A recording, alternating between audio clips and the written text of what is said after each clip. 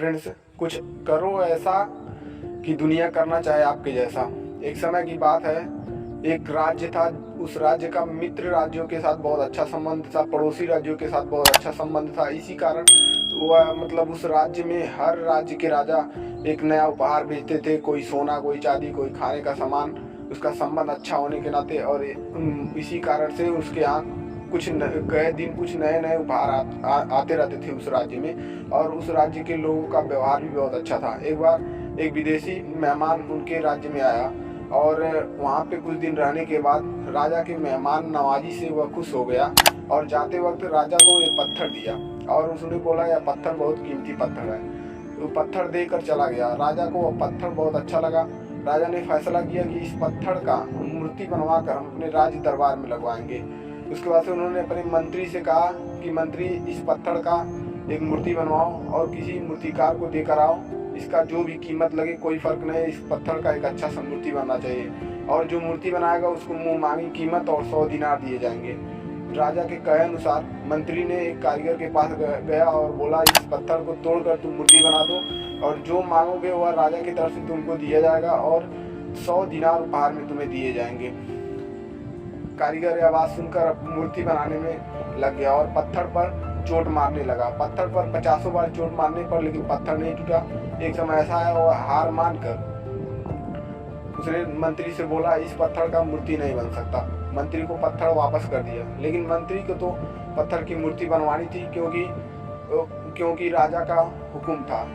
उसके बाद मंत्री एक साधारण कारीगर के पास उस पत्थर को लेकर गया और कारीगर से बोला, इस पत्थर की मूर्ति बनाओ, तुम्हें जो मांगोगे वह मिलेगा और 100 दिनार दिए जाएंगे। उसके बाद साधारण जो मूर्तिकार था, साधारण कारीगर था, वह पत्थर पे काम करने लगा और एक ही चोट में पत्थर को तोड़ दिया और एक बहुत अच्छा सा मूर्ति बना के तैयार कर दिया, मंत्री को दे दिया। मंत्री ने उसे कहे अनुसार उसकी कीमतें पूरी की और 100 दिनार दिए। लेकिन जब मंत्री उस मूर्ति को लेके जा रहा था तो अपने मन में यह सोच रहा था कि बस एक लास्ट बार अगर पहले वाले मूर्तिकार ने इस पत्थर पे चोट मारी होती तो मूर्ति वह बना दिया होता और 100 दिनार और ये सारे उपहार उसको मिले होते। बस दोस्तों, इसी तरह हमारे जीवन में भी होता है। हम कई बार किसी काम को करते करते हार मान जाते हैं और एक लास्ट बार के लिए छोड़ देते हैं। आप जो भी काम कर रहे हैं, हो सकता है लास्ट बार हो, आप उसे छोड़े ना, मरते दम तक करते रहे, कभी ना कभी सफलता मिलेगा। किसी को समय से पहले सफलता मिलती है, किसी को समय के बाद, मतलब कुछ समय लगता है सफलता मिलने में। जो दोस्तों कहा गया है कि किसी सफलता को पाने में समय लगता है, इसीलिए मतलब आपको अपने गोल पर मेहनत करना चाहिए। आपसे गोल को भटकाना नहीं, हो सकता वह लास्ट बार हो। इस लास्ट बार करने से मात्र आपको सक्सेस मिल सकती है।